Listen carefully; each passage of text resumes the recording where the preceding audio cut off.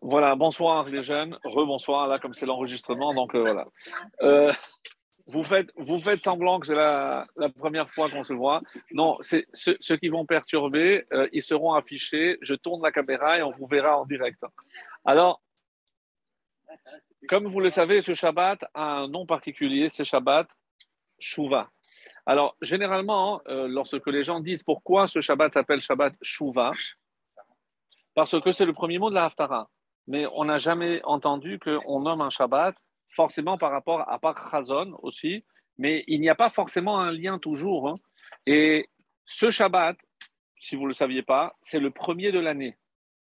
Je vais confisquer. Je. Ah, en direct.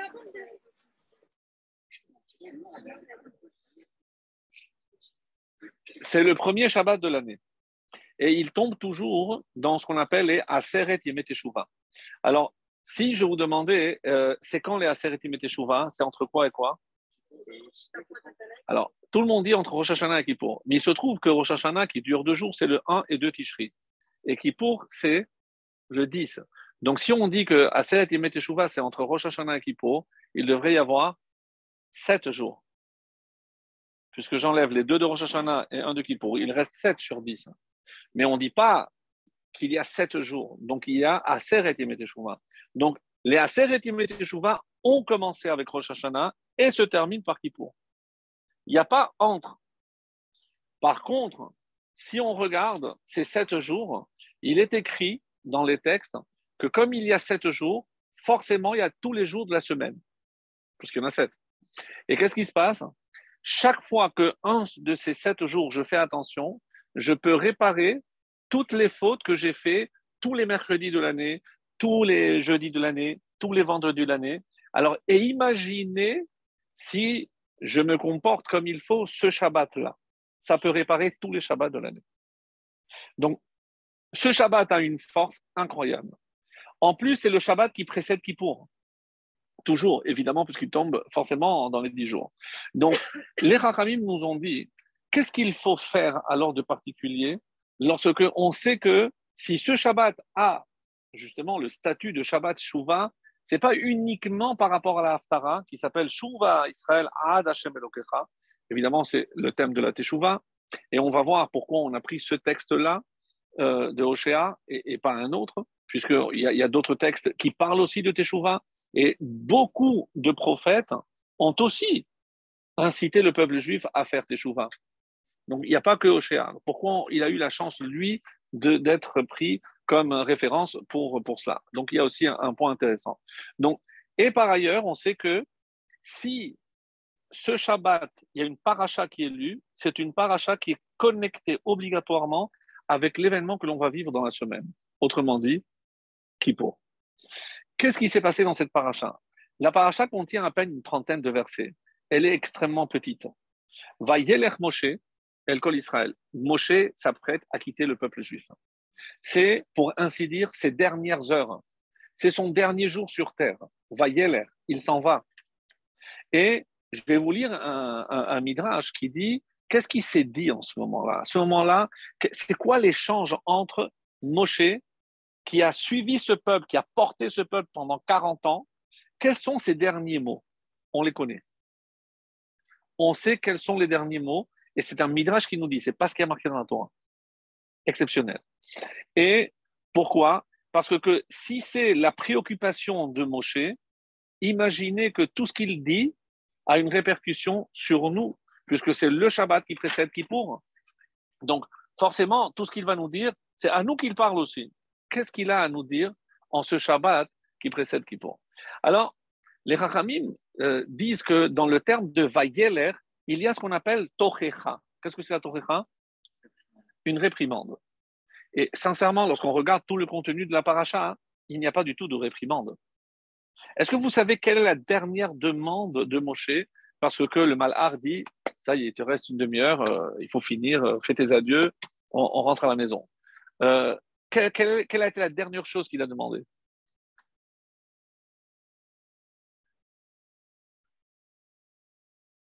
Mais c'est deux pattes.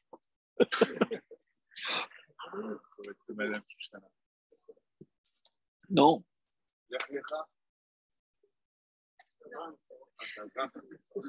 Alors de voir. Ça, il a déjà prié. Va être Hanan, il a supplié Hachem. 515 supplications de rentrer en Israël. C'est niet. Il savait qu'il n'y avait pas. Et il a dit, on attend que tu meurs pour rentrer. Pire encore, on attend que tu meurs. Donc, lui ne veut pas retarder cette entrée. Il a dit, ça y est, moi, je dois vous laisser ici. Il nomme encore une fois, il passe en quelque sorte le sceptre à Yoshua. C'est Yoshua qui va vous prendre en charge. Moi, je termine ici avec vous. Il demande de mourir. Il ne demande pas à mourir.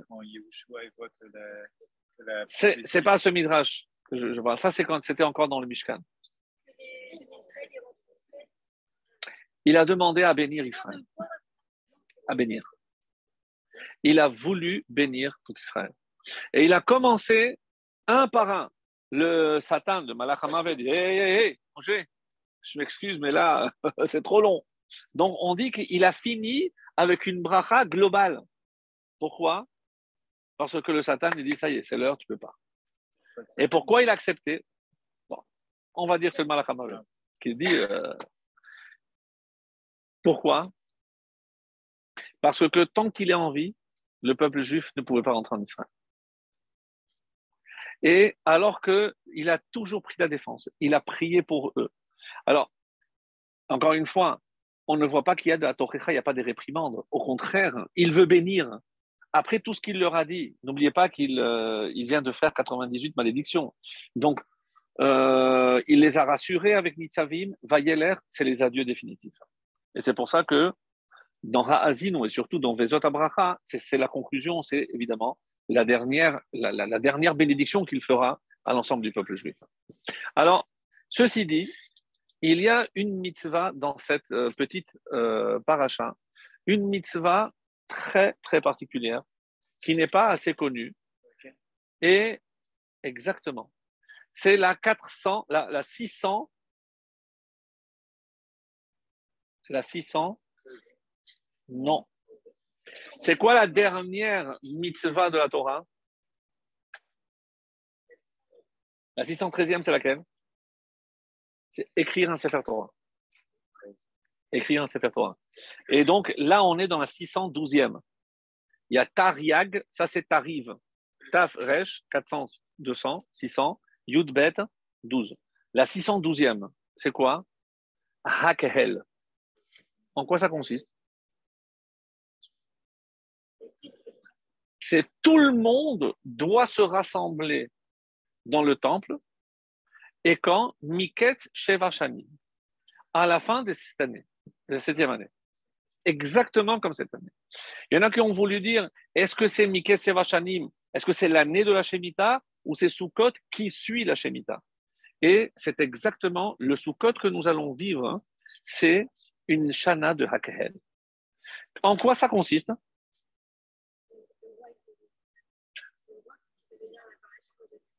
Le roi qui réunissait l'ensemble du peuple, mais qui devait venir?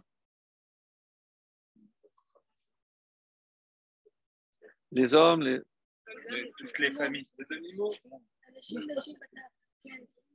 C'est une des rares mitzvot qui concerne aussi bien les hommes, parce que normalement pour les Chagim, Yeraekol Zechurecha, c'est les hommes qui venaient. Là, c'est avec les femmes et avec les enfants. Et pour faire quoi? Pour écouter. Vous avez déjà assisté dans des schools où il y a des enfants en bas âge? On peut entendre quelque chose? Alors, imaginez des milliers de personnes et des centaines de pleurs de bébés. On peut entendre quelque chose? Bekoshi, difficilement on va voir le roi. Et c'est pour ça qu'il devait être placé sur une estrade, une bima en bois, pour une sorte de promontoire. Donc il était en hauteur et il lisait sans micro. Comment on pouvait entendre? Je suis parlé à 3 millions de personnes. Ça, c'est particulier, parce que c'est Hachem. un S. Alors, est-ce qu'il y avait un S ou je devais écouter, mais si je n'écoute pas, c'est pas grave. Alors, je suis allé pourquoi? Pour sentir. À quel c'est Non, qu'il Raquel, c'est juste je me rassemble, c'est tout. Et j'entends pas ce qu'il dit le roi en.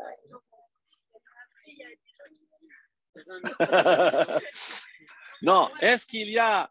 Non, c'est vrai qu'il y avait. Tu as raison, ce que tu dis. Des fois, il y avait des répétiteurs. Donc, il y a quelqu'un qui dit et d'autres qui répètent pour que tout le monde puisse entendre. Ici, ici, c'est pas le cas. Ici, c'est pas le cas. Ici, il n'y a que le roi qui dit, mais sincèrement, quelle est la proportion de la population qui pouvait entendre? Les premiers rangs. Les premiers rangs. Donc, je suis obligé de dire, et vous êtes d'accord avec moi, que l'objectif, ce n'était pas du tout d'entendre. Alors, qu'est-ce que je fais là? C'était d'être à quel de se mettre présent. En vrai, c'est ça la plus basse maintenant. Alors, vous ferez attention, parce qu'il y a marqué Tikra, tu liras, et après, il y a Hakerel. Est-ce que c'est logique? Qu'est-ce qui a marqué? Tu liras le texte au roi. Qui est le premier qui va faire ça d'ailleurs? Puisque ce n'est pas Moshe. Normalement, c'est Yoshua. Le premier. Pourquoi on a attendu maintenant pour faire cette mitzvah-là? Qu'est-ce qui. C'est pratiquement la fin. Pourquoi on n'a pas inclus ça lorsqu'on a parlé des rois? Puisque ça fait partie des fonctions du roi. Nous, on a toujours cru que la fonction du roi, c'était quoi? Diriger les guerres, l'économie, etc. Et là, on me dit que non. Il est là parce qu'il vient transmettre la Torah. Mais moi, je croyais que c'était les rabbins qui faisaient ça. Les Lévim, les Kohanim. Mais qu'est-ce que le roi a à voir là-dedans? Alors, un détail très, très beau, écoutez bien, c'est quel jour finalement c'était laquelle? Il y a une grande discussion dans la Gemara pour savoir quel jour ça devait être. Si je dis que c'était à Sukkot, alors pourquoi pas le premier jour de Sukkot? Lorsque de toute façon tout le monde devait venir, alors c'est magnifique, déjà que vous venez tous, alors vous êtes tous ensemble. Vous êtes tous ensemble. Et on dit non. Qui nous explique toutes ces halakhot, tous les détails? C'est le Rambam, Maïmonide. Rambam explique comment ça se passait exactement et il dit c'est le premier jour de Chol HaMoed. La Gemara essaie de comprendre, mais pourquoi le premier jour de Chol HaMoed? Pourquoi pas Yom Tov? De toute façon, qu'est-ce qu'il y a? Il n'y a pas d'interdit. Il se lève, il lit, il n'y a pas de micro, il n'y a rien. Donc tout le monde entend. Au contraire. Alors la réponse, elle va vous décevoir. Moi, j'ai découvert en préparant ce cours, je suis tombé des nues. C'est parce qu'il fallait construire la strade, la bima. Et comme je ne peux pas construire le jour de Yom Tov, alors on a décalé au deuxième jour. Alors attendez, il y a quelque chose que j'en m'en bats. Si, alors fais-la avant, magnifique Oren. La Gemara pose la question, mais fais-la avant. Pas du tout, ah, non. On fait des choses bien, on est dans le temple ici, on fait des choses bien. On va croire qu'elle est. J'arrive, je vois qu'elle est déjà là. La réponse à ta question, Oren, est encore plus décevante que tout ce que tu peux imaginer. Si. C'est quoi la question?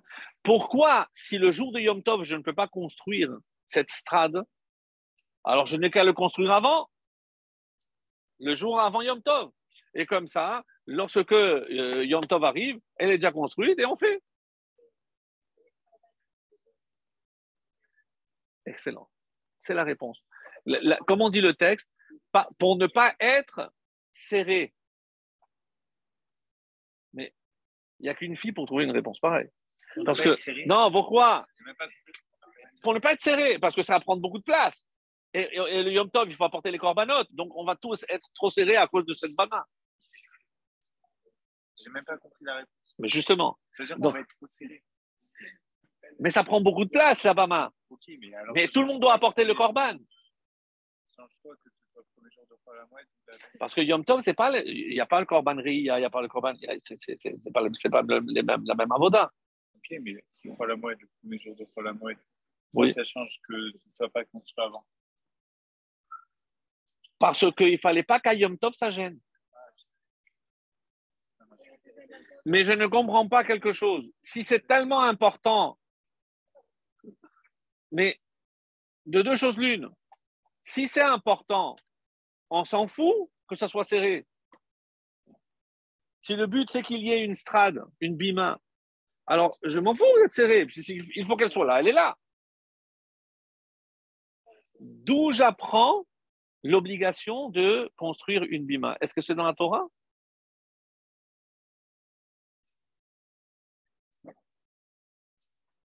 Non. C'est même pas une obligation de la Torah. Mais alors, à cause de quelque chose qui n'est même pas une obligation de la Torah, je décale d'un jour.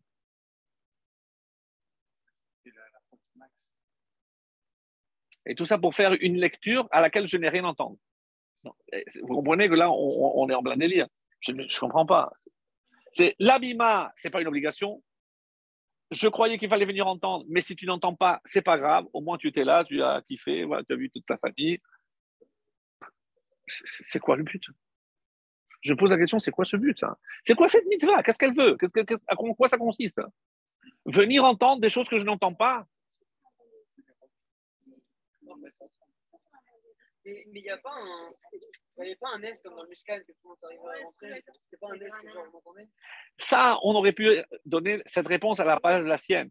Si tu me dis que ça va gêner, Hachem il serait arrangé pour qu'on ne soit pas trop serré. Non, mais c'est pas le son, mais c'est le son qu'on n'entend pas, alors le son on l'entend partout. Si Hachem n'a pas estimé nécessaire de faire un miracle, ça veut dire que l'important, c'est même pas d'écouter. C'est même pas d'écouter. C'est juste d'être là. Alors, je comprends pas. Qu'est-ce que je fais là? Être là, voilà. Avec les enfants, on passe un super moment. Je ne sais pas ce qu'il fait, l'autre là, il est en train de lire à voix haute, mais il s'est gosé, il n'entend rien. C'est quoi le but? Plus fort, Aaron.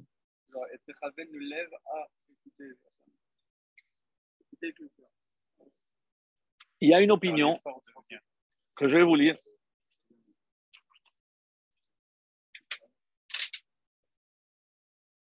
D'où on apprend qu'il faut faire une bimate en bois. D'où ça vient? Si ce n'est pas dans la Torah qui est exigé, d'où on le voit pour la première fois, écoutez parce que c'est quelque chose qui nous parle. Et encore une fois, si c'est cette mitzvah qui précède Kippour, c'est qu'elle doit déclencher en nous quelque chose qui nous préparera à mieux vivre la journée de Kippour. Et c'est très important. Parce que sinon, on ne comprend pas, on peut passer à côté. C'est qui? Alors, dans la Tosefta, dans le Masechet Sota, il y a marqué Rabbi Eliezer ben Yaakov. Il y a une opinion, selon Rabbi Eliezer ben Yaakov, il dit non, c'est pas dans Ezrat Anashim, comme a dit Rambam, qu'il faut faire. Lui, il avait une autre opinion. Il a dit Harabaït. Harabaït, c'est pas forcément à l'intérieur de l'enceinte du temple, ça peut être à l'extérieur, juste en face d'une porte, c'est laquelle Harabaït, Bechutz. Donc, et d'où on l'apprend? Qui a fait ça pour la première fois? Ezra. Ezra Sofer. Vous connaissez Ezra Sofer? Il était de la lignée de David. Ezra, c'est celui qui a ramené les Juifs après le premier exil de Babel, après la destruction du premier temple. Alors, je ne sais pas si vous l'avez déjà entendu, ça. C'est dans le livre de Néhémia. Et c'est une Gemara aussi. Avec qui il est revenu Ezra? Avec qui il est revenu? Non, qui sont les Juifs qui l'ont suivi?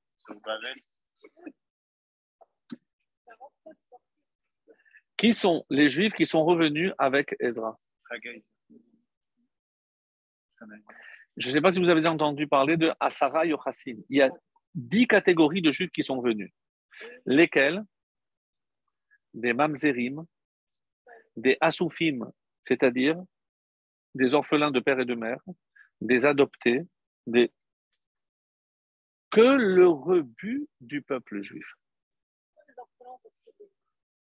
Asoufi, ça veut dire on l'a ramassé dans le chouk. On ne connaît pas ses parents. On les a ramassés dans le vent. C'est les seuls qui ont suivi Ezra. Et où sont les autres? Ils ne vont pas laisser leur appartement de 100 mètres carrés à Neuilly. Ils ne vont pas laisser leurs affaires florissantes pour suivre. Bon, Ezra, il a l'air très gentil, la vérité, mais quel est le lien? Cette mitzvah de Hakahel concerne un retour en Israël. Et sur quel modèle on se base? Sur Ezra. Et on dit que lorsque Ezra, il a pris le morceau de la Torah et il a commencé à lire. Je vous demande, ces Juifs à qui il va lire, ils savaient quelque chose de la Torah? Pour la majorité, vous l'avez dit, ils ne savaient même pas qu'ils étaient Juifs. Alors, à quoi ça sert de leur parler? C'est comme les Chabad qui mettaient dessus aux gens qui comprennent rien. Non, c'est vrai, il y a quelque chose dans ça. Tu as 1000 fois raison. C'est-à-dire que je ne dis pas quelque chose qui va être compris. Je dois dire une chose qui doit juste être entendue. Et si je le dis avec cœur, Ezra a ramené tous ces Juifs, pas à la terre d'Israël, à la Torah. À la Torah. Vous commencez à comprendre? Donc maintenant, que symbolise l'abîma? Je suis sûr que c'est pour ça que chez les Chabad, ça a beaucoup d'importance. Parce que si on sait parler à un juif, aussi loin soit-il, qu'est-ce qu'il va ressentir? C'est ce qu'il doit ressentir pendant la mitzvah de Hakahel. Je me sens connecté avec les autres. Mais qu'est-ce qui me connecte? C'est ce qu'il est en train de lire le roi. Je ne sais pas, je n'entends peut-être pas, mais je sais que ce qu'il est en train de lire là, c'est ce qui m'unit à lui au Kurdistan, en Floride, à Miami. On a un lien, tous les Juifs. Tous les Juifs ont un lien. Et c'est pour ça que lorsqu'on dit que d'abord il faut lire, et ensuite la Torah dit d'abord tu dois lire, et ensuite Hakel. Parce que quand je fais un rassemblement, où est-ce qu'il y a un rassemblement? Par exemple, une station de bus. Ils prennent tous le bus, mais ils ne vont pas prendre tous le même numéro. Donc, on peut faire un rassemblement parce qu'on a un objectif un peu commun. Ça, c'est... Ou alors, par exemple, on fait un rassemblement, un guillous, parce qu'on doit défendre, on doit donc rassembler tous les soldats. Même celui qui est contre. Parce que moi, j'estime que c'est pas la solution, la guerre n'est pas la solution. Je peux imaginer. Mais bon, c'est la règle, donc je suis. Hakel, c'est pas ça. Hakel, qu'est-ce qui m'unit? C'est pas l'objectif, c'est l'origine. Tikra, tu as lu la Torah, tu as compris ce qu'il y a dans la Torah? Eh bien, c'est ça qui fait que vous êtes tous un même peuple. Peu importe si tu n'entends pas, mais le fait d'être là, tu te sens appartenir à un peuple. Et pardon? Pour que l'on rappelle, même si je n'entends pas, mais je sais que cette Torah que le roi tient dans la main, c'est ça qui est en train de nous unir. Pas forcément parce que j'entends, mais parce que je sais que ce qui a écrit dedans, c'est ça qui fait que nous, on est tous réunis ce soir, aujourd'hui, dans cette mitzvah de Hakel. Ah, et pourquoi il a fallu, exceptionnel, et pourquoi il a fallu que ce soit après l'année de Shemitah? Pendant l'année de Shemitah, qu'est-ce que je me suis rendu compte?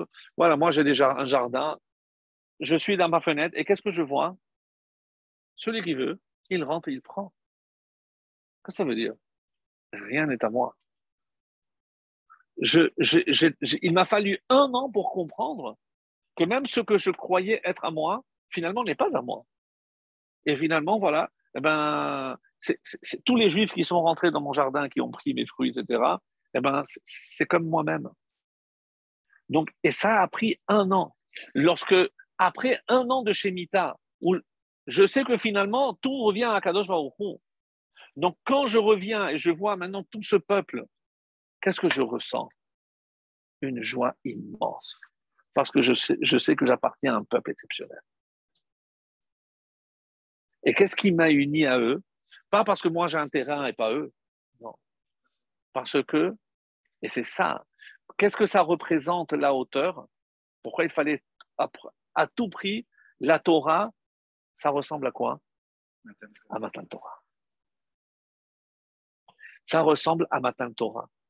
À Matan Torah, vous allez dire, oui, mais là, tout le monde a entendu. Oui, mais là, c'est la voix de Dieu.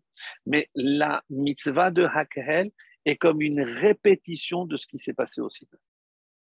Et qu'est-ce qui a marqué au Sinaï? Que Ish Echad Belev Echad. C'est parce que la Torah nous a été donnée qu'on a été unis. Et ça n'a pas changé. 3000, plus de 3000 ans après, ce qui nous continue à nous unir, peu importe où sont les Juifs. Et c'est ça ce qui est tellement beau dans cette mitzvah. Tu entends cet appel et tu viens. Et pourquoi les enfants, ils ne comprennent même pas. Oui, mais il faut qu'ils sentent l'ambiance. On dit pourquoi alors si on sait que les enfants ils vont déranger. Oui, mais d'abord parce que moi j'ai une mitzvah, mais qu'est-ce que je transmets? L'enfant, qu'est-ce qu'il va entendre? Mais il va s'imprégner. Tous les 7 ans, il va se dire, 7 ans après, il dit, ah, ça me dit quelque chose, ça. Donc, l'abima, qu'est-ce qu'elle représente? L'abima est, les Chachamim disent que c'est Malchut, c'est la royauté. Et comme Hachem était sur la montagne, le roi, ici, il représente Hachem sur terre. Comme nous avons entendu Hachem nous donner la Torah, là, c'est qui l'émissaire de Dieu, le shaliach d'Hachem, c'est le roi. Donc, qu'est-ce que c'est Hakhel, mes amis? C'est une répétition de Matan Torah pour faire en sorte qu'on soit soudés. Donc, le but, c'est pas d'entendre, c'est de se sentir unis et de se sentir attaché à Hachem. Ça, c'est la mitzvah de Hakhel. Et maintenant que j'ai atteint cet objectif, je me sens attaché à Hachem. Je dois me poser la question, mais s'il a fait tout ça pour que je sois attaché à lui, comment j'ai pu fauter? En sachant que chaque fois que j'ai fauté, je me suis éloigné de lui. Lui, il fait tout pour me rapprocher. Et moi, je ne me rends pas compte. Comment c'est possible? Je vais poser maintenant une question. Pardon? Oui, bien sûr, à Soukot. Ouais. Mais nous, on lit toujours cette mitzvah avant Kippour. Alors, une question. Est-ce que vous savez ce que c'est une femme aguna? Dont on ne connaît pas le sort subi par son mari. Est-ce qu'il est encore en vie ou il n'est pas encore en vie? Alors, je vous donne un cas. Donc, une jeune femme, 20 ans, 5 mois de mariage. Il a pris le bateau, il a disparu. Alors, allez-nous. On ne sait pas. Donc, qu'est-ce qu'il fait? Il y a 2 témoins qui viennent et disent, écoute, nous, on était dans le bateau, on a vu, il s'est noyé. DiCaprio a vu couler. Ah, vous connaissez tout. On l'a vu couler. Numéro 2, il a ressuscité. C'est un métier. Alors, une semaine après, il y a 2 témoins qui disent non, on l'a vu vivant dans une île. Ah,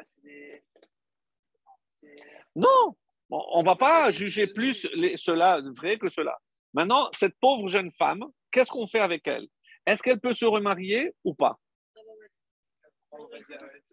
Il n'est plus là.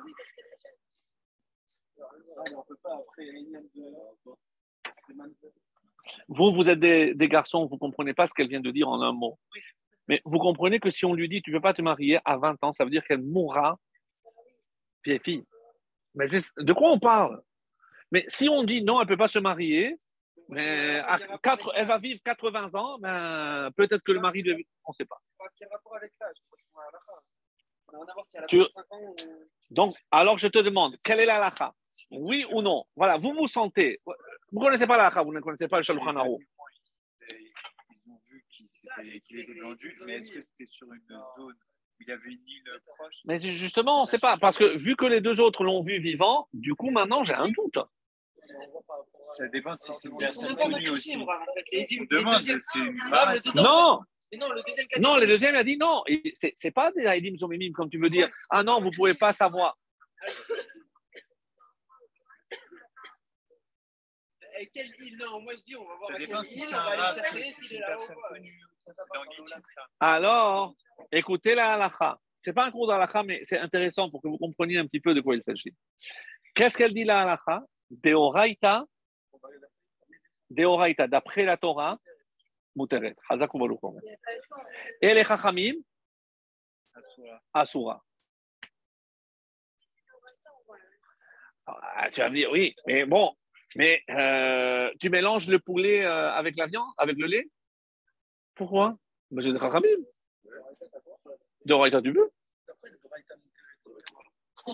C'est la halakha. Comme ça, c'est marqué. Deoraita, elle peut se marier. Les Chachamim, ils disent non. Alors attendez, non, mais c'est pas fini l'histoire. Du coup, il y a un des témoins qui lui a tapé à l'œil, etc. Et voilà, 3 mois après, elle se marie avec un des témoins. D'après les Chachamim, ça sent pas bon. D'après les Chachamim, vous êtes avec moi? D'après les Chachamim, elle n'aurait pas dû se marier. Donc l'autre, c'est elle s'est mariée. Maintenant, ma question est, elle a transgressé quelque chose. Elle va rendre des comptes, oui ou non? En haut, on va dire, ah non, toi, tranquille, vas-y. Si l'enfant, s'il y a un enfant qui est né, qui veut pas, Imagine, c'est terrible. Mais ma question c'est, elle a fauté, oui ou non? D'après les Chachamim, elle a fauté. Elle va avoir une sanction? Forcément. Maintenant, laissez ce cas de côté. Je vous donne un autre cas. On est Shabbat. Moi, je vis dans une villa et il n'y a rien autour. Il n'y a pas d'autre habitation. Et pendant des années, j'ai mis de l'argent de côté. Et quand j'ai construit la maison, j'ai laissé dans les testaments, mes enfants, lorsque vous aurez besoin d'argent, voilà où se trouvent tous les billets, c'est entre les murs. Un Shabbat, il y a le feu qui se déclare. Est-ce que d'après la halakha, j'ai le droit d'éteindre le feu? Il n'y a personne à côté. Je prends mes enfants, ma femme, je sors dehors, kapara, c'est Shabbat. On est d'accord? D'après la Torah, c'est sûr que je n'ai pas le droit. Mais maintenant, la maison la plus proche, c'est un gardien, un goy. Et je peux être là-bas en 5 minutes, en courant. Est-ce que je peux aller lui dire, écoute, Christophe, il y a chez moi un petit feu, est-ce que tu peux faire quelque chose? Est-ce que c'est un Issour d'Oraïta? Non, Issour d'Oraïta, c'est éteindre. Mais là, qu'est-ce que j'ai fait? Amiral et Goy. J'ai dit à un Goy de faire quelque chose que je n'aurais pas dit. Est-ce que c'est un chevout? C'est une interdiction des Chachamim. On est d'accord? Mais ça va me sauver tous les billets. Ça va me sauver. Je vais rendre des comptes pour ça. Sachez que pour chaque lotaracé, pour une interdiction, un lave, je n'aurais pas dû dire je l'ai fait. Pour chaque lave, on dit que la teshuva ne suffit pas. Qu'est-ce qui suffit? Kippour. Kippour. Kippour. Je pas quelque chose. Mais Kippour, ça va faire quoi? Kippour, ça va faire quoi? Comment vous traduisez kapara? Parce que moi, la vérité, j'entends toujours ce mot. Kapara, c'est la racine de Kippour. Kippour, c'est kapara. Alors, expiation, y a tellement de termes. Mais qu'est-ce que ça veut dire? Moi, concrètement, Kippour arrive. Qu'est-ce que ça fait? Non, c'est bon, là, en gros, quand tu fais une faute, tu la nettoies. Mais des fois, il reste encore une trace. Il y en a qui il faut la mort pour mettre à terre. Mais les coups c'est bien. Comme dit Aaron, hein, et moi, le mot que je préfère pour kapara, c'est nettoyage. Je, je vais vous donner un exemple, et même s'il est un peu dégueulasse, c'est pas de moi, c'est des Chachamim. La mère était très fatiguée, elle est allée dormir, elle s'est endormie. Le père n'est pas là, le bébé d'1 an et demi, et il a fait tout ce qu'il voulait sur la couche, et comme elle était très lourde, la couche elle est tombée. Et il s'est amusé à prendre ce qu'il fallait, il a étalé sur les murs. Vous voyez l'image là? Il y a quelqu'un qui tape, il voit ça, il ferme, il s'en va. Quelle est la réaction de la mère?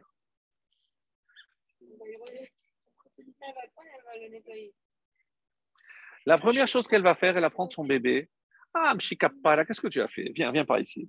Elle va lui faire un bain, elle va le nettoyer, elle va le parfumer, et elle va le mettre à l'abri. Et après, elle va prendre une éponge, elle va faire le nécessaire. Quelle est la différence avec un étranger qui voit cette scène et la mère qui voit cette scène?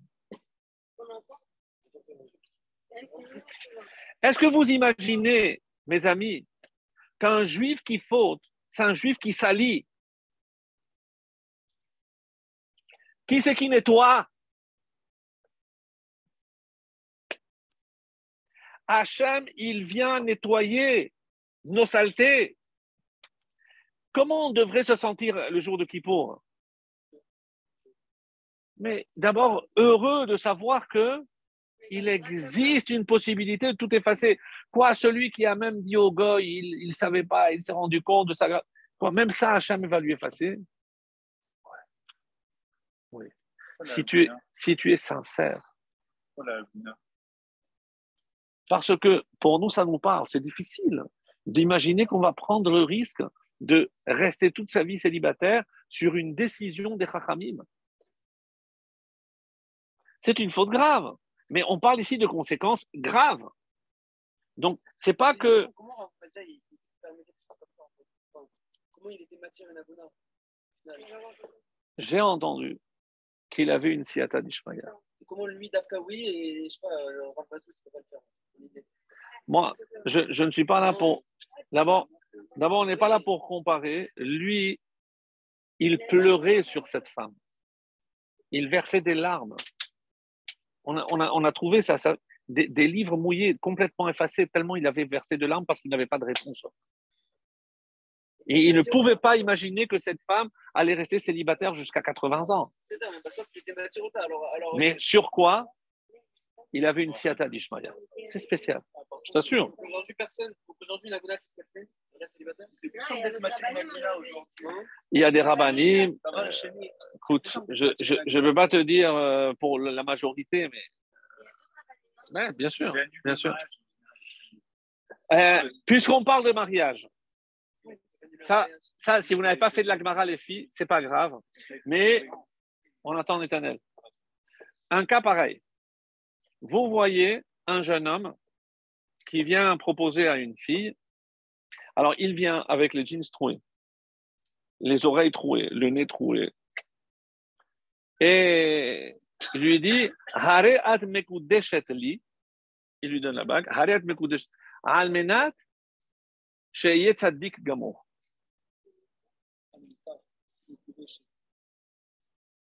Gamour, il est déjà fini. Tu le vois, celui-là. Non, mais je vais dire, Almenat, tu mets mes coups d'échette à condition que je sois un tzaddik gamour. Est-ce qu'elle est mes coups d'échette ou pas? La Gemara dit, elle est mes coups d'échette. Oui, d'accord, mais qu'est-ce que ça veut dire qu'il va être un tzaddik gamour? Non, mais tu l'as vu, tu t'es vu, qu'est-ce que tu racontes? C'est pas mal, ça. C'est pas mal, ouais. Fais vite, fais vite. Fais vite. C'est vrai. Mais il y a autre chose. Et c'est ça qui m'importe. Et c'est ça l'exemple que je voulais donner. Qu'est-ce que ça veut dire? Au fond, Chaque juif veut être un tzaddik, au fond. Qu'est-ce qui se passe? Il y a les serrara, les tentations, tout ce que vous voulez. Malheureusement.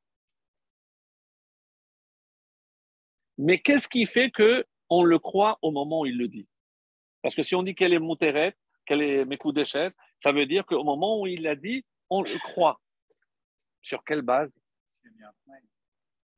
Non, mais qu'il va être un tzaddik gamour. Sinon, il ne sera plus avec elle.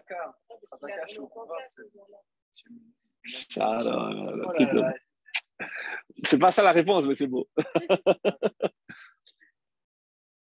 Il était sincère, il y a un mélange de... Si par exemple, je vais prendre une mitzvah. Si par exemple, je décide de mettre les téphilines, mais je vais voir le rabbin, je lui dis, écoute, moi le matin, ça me dérange. Moi, la tête, ça me dérange pas. Moi, je mets la tête, mais le bras, ça me prend pas la tête, mais le bras, moi, je peux pas, ça me dérange. Il fait la mitzvah? Est-ce que ça existe une khatsi mitzvah? Non, je peux pas faire. C'est 2002. Le Shabbat, en tout cas, quand j'ai appris ce qu'il faut faire, il ne faut pas faire, je ne peux pas choisir celui qui mange cachère dedans et pas dehors. Ça s'appelle. Non. Une mitzvah, ça n'existe pas. La notion de khati mitzvah, ça n'existe pas. Sauf, il y a une mitzvah où même si je fais la moitié ou un peu, ça compte. Mais je ne peux pas dire que j'ai fait la mitzvah. Le Homer? Ah, non, il y a une idée comme ça. Il y a une idée que chaque jour. Mais non, chaque jour, c'est un. Non, mais à la fin, chaque jour, alors chaque jour. Mais de quoi on parle là? Ah, l'Imoutora, c'est bien. Il y a plein de trucs là. Il y a plein de trucs si on fait un peu. Mais de quelle mission on a parlé jusqu'à maintenant? Ouais, mais monsieur Roguet, de Teshuvah. Est-ce que je peux dire, ça y est, il a fait la mitzvah, il a fait Teshuvah? Pourquoi elle est Mekoudeshet? Sur quelle base? Si au moment où il l'a dit, il a fait quoi? Hirhur Teshuvah. Il a pensé, la vérité, je vais faire des efforts. Bon, Tachlis, pour l'instant, tu n'as rien fait. Mais s'il avait l'intention de faire, ça compte. Et c'est pour ça qu'elle est Mekoudeshet. Il ne va pas se transformer du plus grand des bandits en un tzaddik gamour, chapeau barbe en un jour. Ça n'existe pas. S'il a eu une pensée de Teshuvah, ça compte. De qui on apprend la Teshuvah?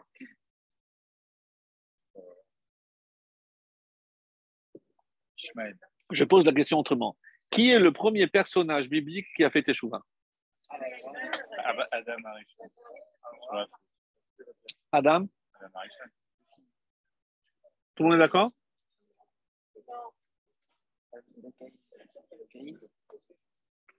Adam aussi. Attends.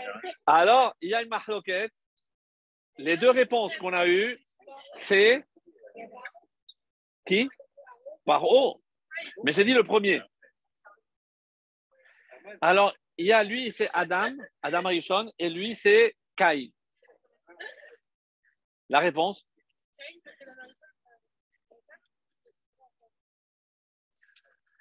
Quand Hachem est venu voir Adam et il lui a dit Haminaetz Hasheramat, est-ce que tu as mangé de l'arbre? Est-ce que vous connaissez la réponse du Midrash? Il y a la réponse de la Torah. Qu'est-ce que la Torah dit? C'est la femme que tu m'as donnée. Mais il y a une autre réponse dans le Midrash. Très perturbante.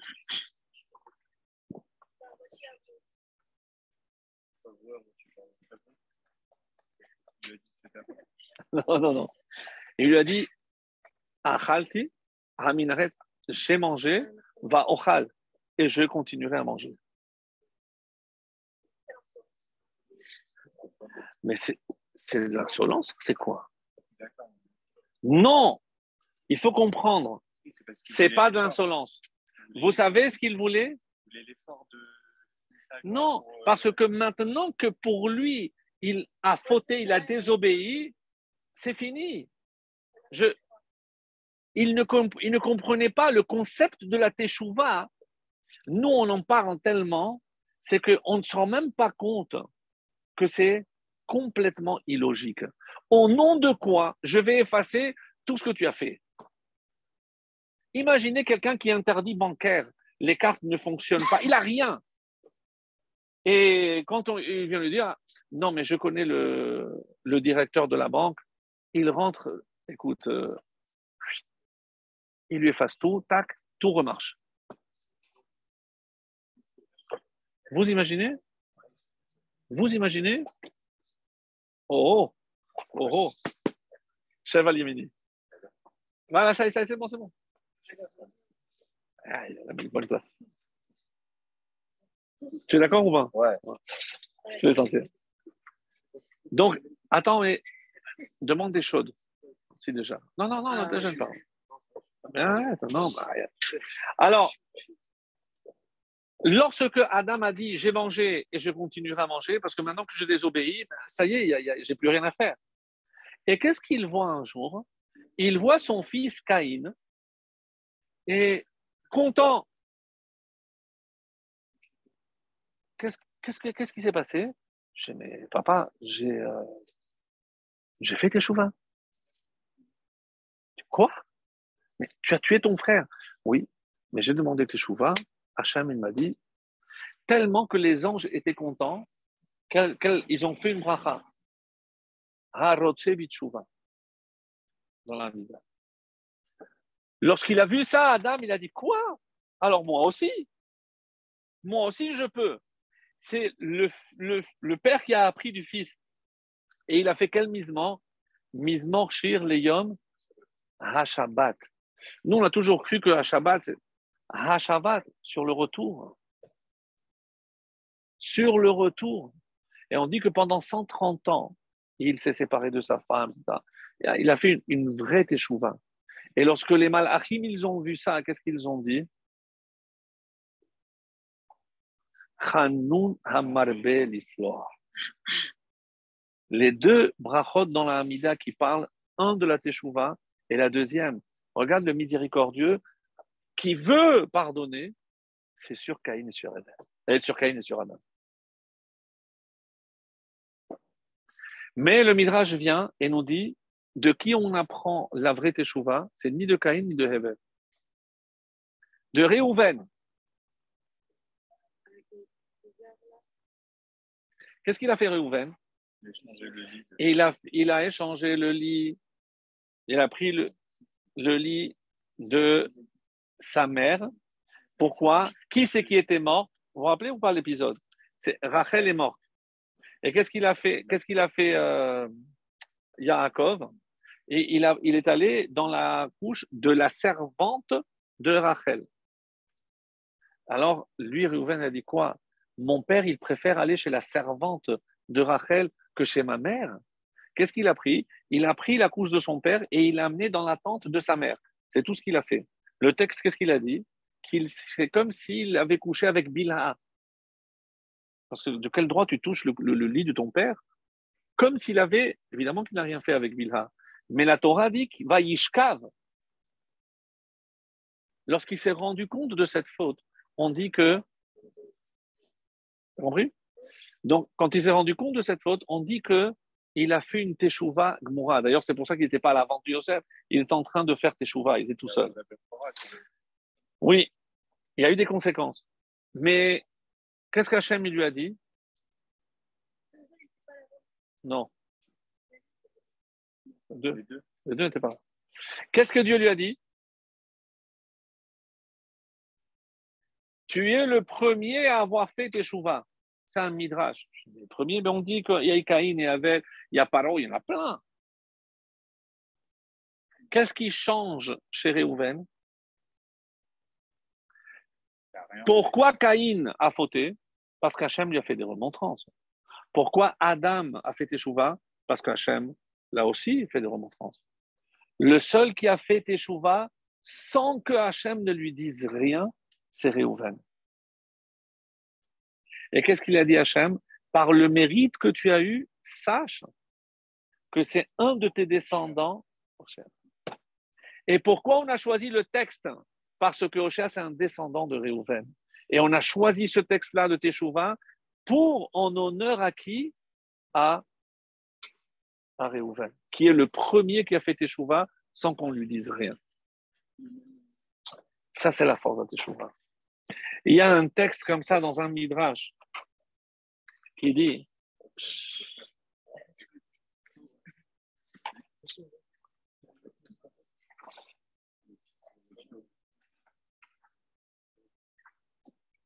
alors voici comment c'est marqué, écoutez bien.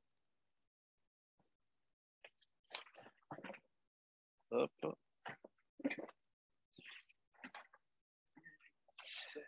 Chai Ani, c'est Hachem qui parle.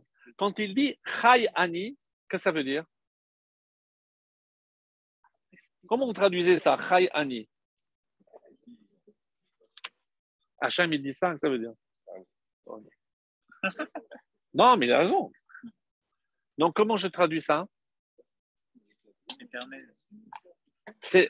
Les Rachamim disent que c'est une promesse. Je jure. Hachem, il jure. C'est curieux parce qu'il ne veut pas qu'on le fasse non. Imerpot bemot aracha. Si jamais je désire la mort du rachat, qui im beshuvo midarko vechaya. Qu'est-ce que je désire? Que le rachat, il revienne et qu'il vive. Il jure que ce qu'il attend du juif, c'est qu'il fasse teshuvah. Tous les chachamim posent la question. Pourquoi il a besoin de jurer? Si je viens et je te dis quelque chose d'invraisemblable, qu'un avion a atterri sur Ouziel, il a trop bu, vraiment. Je te jure. Pourquoi je suis obligé de jurer? Parce que c'est quelque chose qui dépasse la logique. Quelque chose d'incroyable. Ici, qu'est-ce qui n'est pas logique et qu'est-ce qui est incroyable? La Teshuvah. Mes amis, la Teshuvah, on a tellement entendu, on a tellement cru que... Mais c'est quelque chose d'incroyable que Hachem est prêt à effacer. Alors que c'est pas logique. Tu as fait quelque chose. Mais forcément que j'ai... Par exemple, je suis en train de construire ma souka et il me manque un bout de fer pour tenir. Je sais qu'il y a un chemin de fer à côté. Je vais avec ma scie électrique et je prends un bout de fer et je tiens ma souka. 2 jours après, je lis dans le journal, un train a déraillé, 150 morts.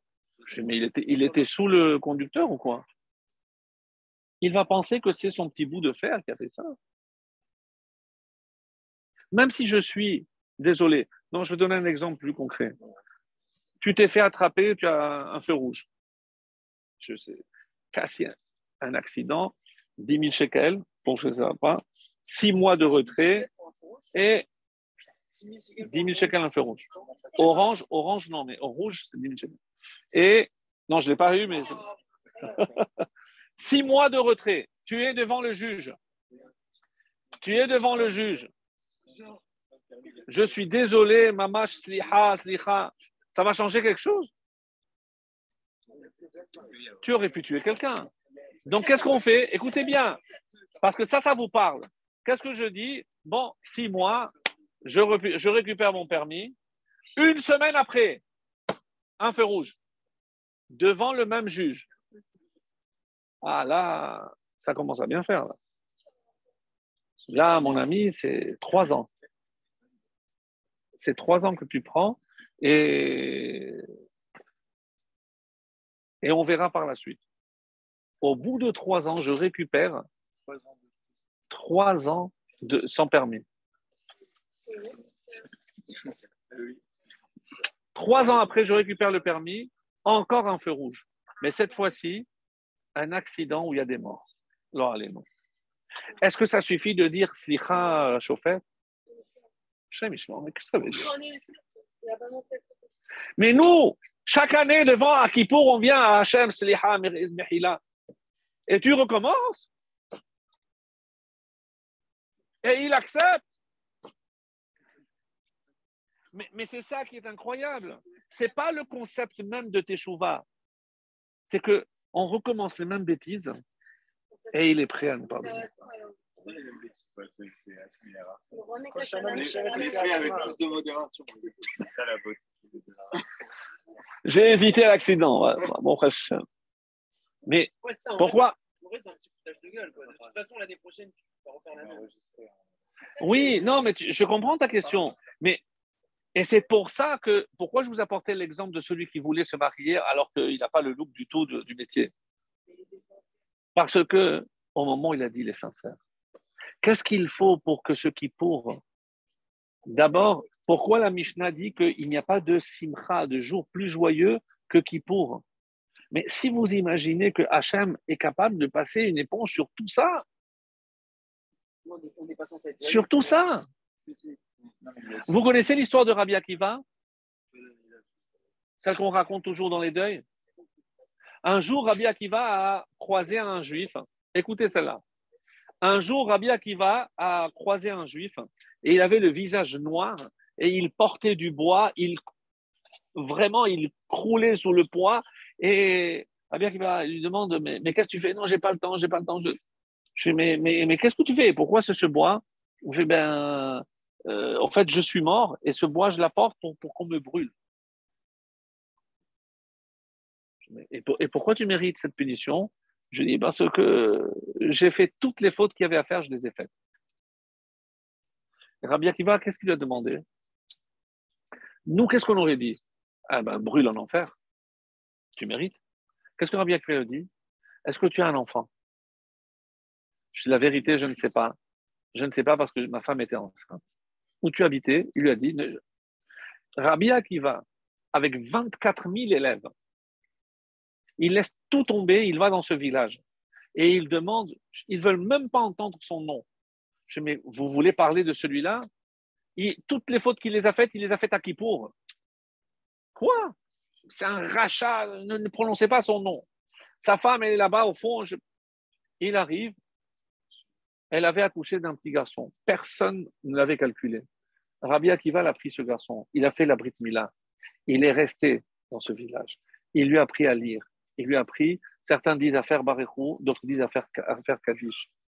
Il l'a pris jusqu'à qu'un jour, il a croisé ce juif et il était déjà blanc. Il a dit, grâce à vous et grâce à mon fils, on m'a laissé rentrer dans le Gehinam pour être jugé. Ça veut dire qu'il n'était même pas au Gehinam. C'est encore pire.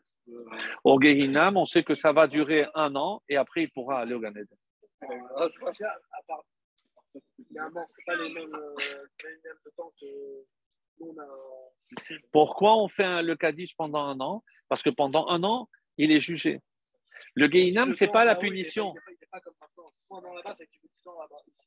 Oui. La première année, tout ce qu'on fait. Tout à fait. Il y a une dernière question.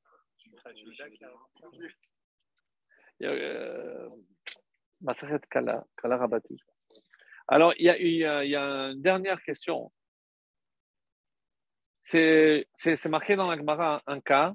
Une fois, Rava a eu une altercation avec le boucher. Avec le boucher. Et c'est la veille de Kippour. Il pensait voir ce boucher à Minha. Et le boucher, il n'est pas venu à Minha. D'abord, il faut comprendre pourquoi. Avant, il n'y avait pas de frigidaire. Donc, tout ce qui allait rester, donc ça risquait de s'abîmer. Donc, il était en train de tout préparer dans le sel, etc., pour la conserver. Et qu'est-ce qu'il fait Rava après Mincha? Il va voir le boucher. Mais qui a vexé qui? C'est le boucher qui avait vexé Rava. Et qui va, pour se faire pardonner, c'est lui qui va vers le boucher.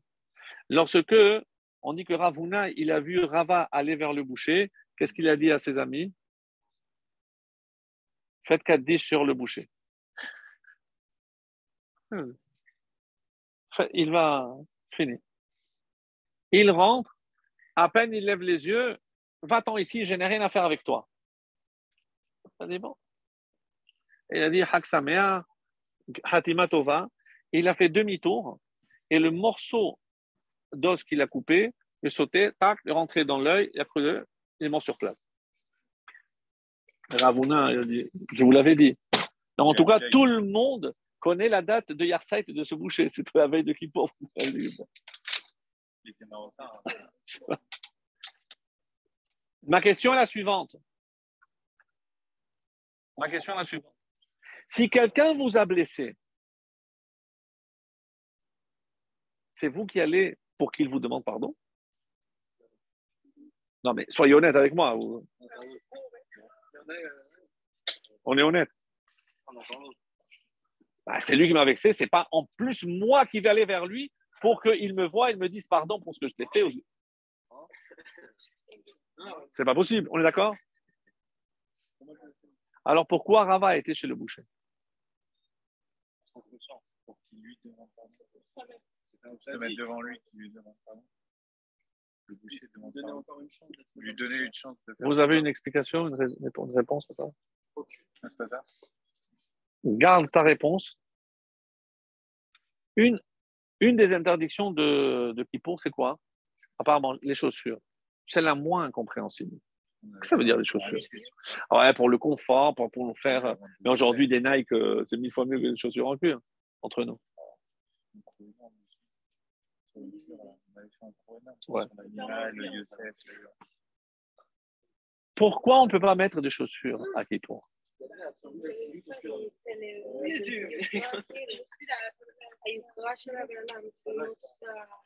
C'est quelque chose. Alors, c'est ce qu'il voulait dire. Parce que c'est cruel, parce que j'ai tué un animal pour avoir des chaussures, etc. Même le pshat, c'est le inou, il a acheté. Bon. Alors, écoutez bien. Ouais, 5 minutes. Il y a marqué dans la Gemara qu'un homme qui a à peine les moyens, quelle est la première chose qu'il doit absolument acheter? Des chaussures. Mais il y a aussi un truc, quand tu meurs, on ne prend pas les chaussures. On n'utilise pas les chaussures. Alors, je ne sais pas si vous avez déjà entendu, écoutez la réponse que je vais vous donner. Qui est le premier dans la Torah qui enlève les chaussures? Moshe. Moshe, lorsque Dieu lui dit enlève les chaussures. Pourquoi? Parce que la terre, Admat Kodesh. C'était Israël? Non. Pourquoi c'est Kodesh?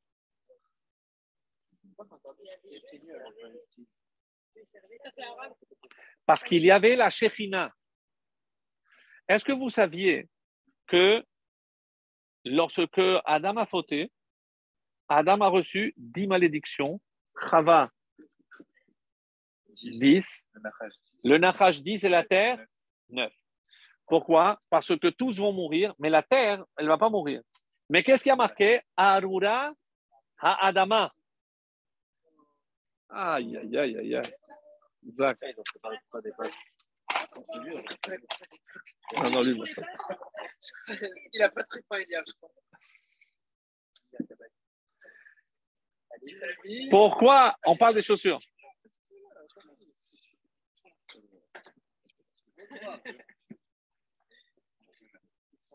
Pourquoi on met des chaussures? Écoutez bien ça. Je ne parle pas maintenant pourquoi on les enlève. D'abord, pourquoi je dois tout mettre pour acheter des chaussures?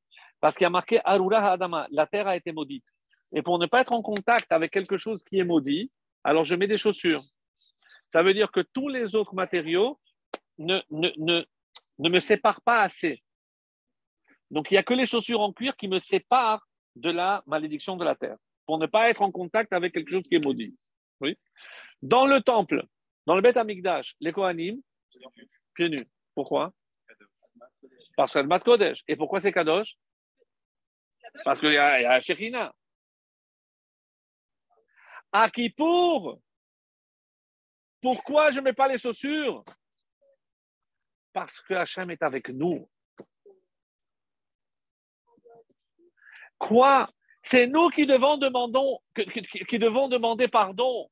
Et qui c'est qui vient?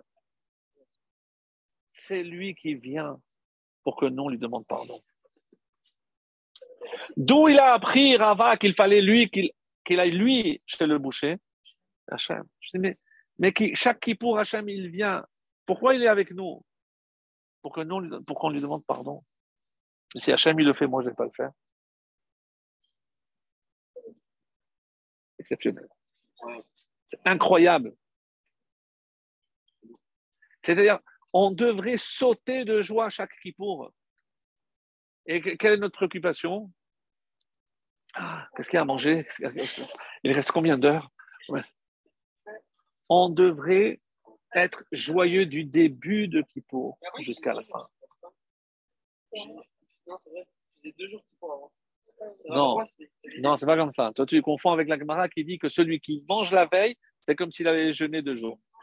Mais à l'époque, Non, c'est assourd. C'est pour ça que Kippour ne tombe jamais ni vendredi, ni dimanche. Parce qu'il peut y avoir de Shabbatot. Je termine. Chez les Marocains, on a l'habitude de faire, les Ashkenazim aussi, tous les Sfaradim ne disent pas, mais on commence à Kol Nidre. Il y a une habitude de prendre les Sefer Torah et aller et passer dans les rangs chez tout le monde. Pour que tout le monde avance. D'habitude, qu'est-ce que j'ai dit? Quand le Sefer Torah passe, c'est moi qui vais vers le Sefer Torah. À Kippour, c'est une coutume très répandue, c'est on prend le Sefer Torah et on va et on essaie de passer au maximum pour que tout le monde puisse l'embrasser. Alors, il y a une très belle explication qui dit, quand Hachem, il a voulu donner la Torah, qu'est-ce qu'il a fait? Il a pris la Torah, il a tourné dans tous les peuples. Personne ne l'a voulu. C'est nous qui avons dit oui. Chez Hachem, rappelle-toi, même si on n'a pas toujours gardé ce qu'il y a dedans, mais rappelle-toi que toi, tu as tourné, maintenant, nous, on tourne pour te montrer que tous les Juifs l'embrassent, que tous les Juifs l'aiment. Très, très beau. Très bon. Et il y a une autre phrase qui est dite, Or zarua ala tzaddik, on l'ishchelev simcha. Pourquoi on dit cette phrase? Parce que les sofet et votes, les dernières lettres, c'est quoi? Or, c'est Rav, Resh, Zarua, Ayin, la tzaddik, ul yishre, Yud, Lev, Bet, Simcha, He, Rabbi Akiva. Rabbi Akiva. Qu'est-ce qu'on apprend? Qu'est-ce que Rabbi Akiva? Vous savez d'abord que quand est-ce qu'il est mort, Rabbi Akiva? Il y a une marloquette. Il y en a qui disent que c'est la veille de Kippour et il y en a qui disent que c'est à Kippour. Et nous, on a toujours cru qu'on lui a arraché la peau. C'est comme ça qu'il est mort. Mais ce n'est pas le jour où on lui a arraché qu'il est mort. 40 jours. Depuis Rosh Chodesh et Loul, on lui a... Et il est mort le jour de Kippour. Il est mort le jour de Kippour. Et un de ses élèves, on dit que c'est Eliyahu Hanavi qui est venu lui dire « Va vite parce que ton maître est mort ». Et on dit qu'il est allé dans la prison, il y a eu un miracle, tous les prisonniers et tous les gardiens, tout le monde dormait, tout était ouvert, et ils ont pris le corps de Rabbi Akiva et ils l'ont enterré, d'après certains c'est dans une grotte à côté de Tibériade que Rabbi Akiva est enterré. Et c'était à Kippour. Alachiquement, on a dit, mais quoi, Eliyahu Hanavi, il est Kohen, comment il s'est... Rabbi Akiva, il n'était pas impur. Et comme c'est Kippour, comment c'est tamé, comment plein de questions qui sont traitées. Alors, on peut dire. Bon, il y a plusieurs réponses.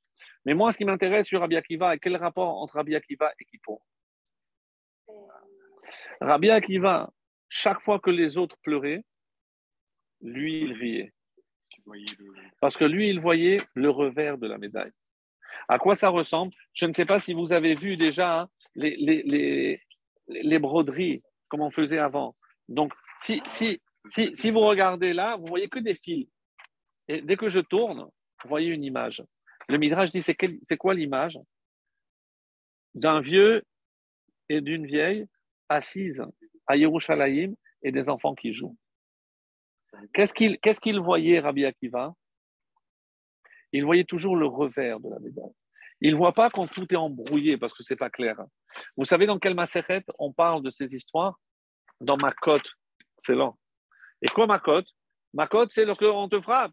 Qu'est-ce qu'on veut te dire? Ne regarde pas les coups que tu reçois. Regarde le revers. Et là, tu vas rire. C'est génial ou pas? C'est magnifique. Très beau. Donc, maintenant, qu'est-ce que ça vient nous dire maintenant à Kippour? Un homme qui était capable de voir tout ça, par contre, il pouvait pleurer. On dit que lorsqu'il arrivait à un pasouk, Isha haferam vashem islachla, une femme où le mari a fait le vœu qu'elle ne doit pas boire, etc. Mais elle ne le savait pas. Et donc, du coup, elle a bu de l'alcool. Et Vashem islachla, qu'Hachem lui pardonne. Quand il arrivait à ce verset, Rabbi Akiva, il pleurait. Quelqu'un qui a pensé manger du cochon, et à la fin, il a mangé de la viande cachère. Il a fauté? Non. Mais on dit que Rabbi Akiva, c'est pour ça qu'il pleurait. C'est comment un juif peut penser à une faute. Il peut comprendre qu'un juif tombe. Et un jour, on lui a donné une leçon. Qu'est-ce qu'il a fait le Satan? C'est une histoire qui n'est pas très connue. Qu'est-ce qu'il a fait le Satan? Il s'est transformé en une très belle femme. Et où il s'est mis? Sur un palmier. Qu'est-ce qu'il a fait Rabbi Akiva? Il a commencé à monter sur le palmier. À la moitié du palmier, non, c'est pas ça. À la moitié du palmier, Hachem lui a dit au Satan, ça suffit. Je ne peux pas laisser Rabbi Akiva fauter. Et après, il s'est transformé. Je dis, je suis le Satan. Je voulais juste te montrer que même toi, tu peux tomber. Et il a pleuré. Pourquoi il pleurait, Rabbi Akiva? Pas sur le mal qui nous arrive, sur le mal qu'on s'apprête à faire. Et pourquoi on lit ce texte Or Zalo à l'entrée de Kippour? Parce que c'est à ça qu'on doit penser. De la même façon que ce qui le fait rendre triste, c'est si on pensait à faire du mal, qu'est-ce qu'il vient nous enseigner? Si vous pensez maintenant à faire Teshuvah, Hachem vous acceptera. Et c'est pour ça qu'on doit être content.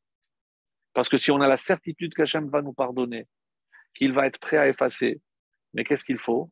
Il faut qu'on fasse Yirur Teshuvah. Hachem, je te promets que je vais faire des efforts. Et la Teshuvah, c'est pas encore, on a dit, par exemple, quelqu'un qui n'arrive pas à se retenir de faire le Shonara. Vous savez ce qu'on lui dit?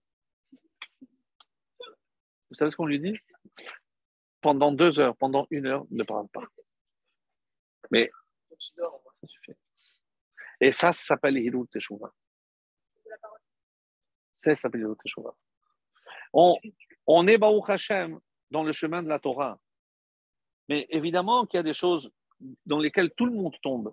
La shonara, regarder des femmes qu'on ne doit pas regarder d'une manière, etc. Tout le monde tombe. Qu'est-ce qu'on doit prendre sur nous à Kippour pour être sûr qu'Hachem fait effacer tout ça? Eh bien, il faut le Teshuvah. Qu'Hachem nous inscrive dans le livre de la vie, mais aussi du pardon. Parce qu'on est sincère, on veut vraiment être ses enfants. Et si lui, il est prêt à nettoyer nos saletés, alors à nous d'être contents, on a la chance qu'il va tout nous effacer, Be'ezrat Hashem, et que le shofar qu'on entendra, c'est le shofar du Mashiach, et que c'est lui qui viendra lire pour la mitzvah de Raquel, Be'ezrat Hashem. Khatima Tova.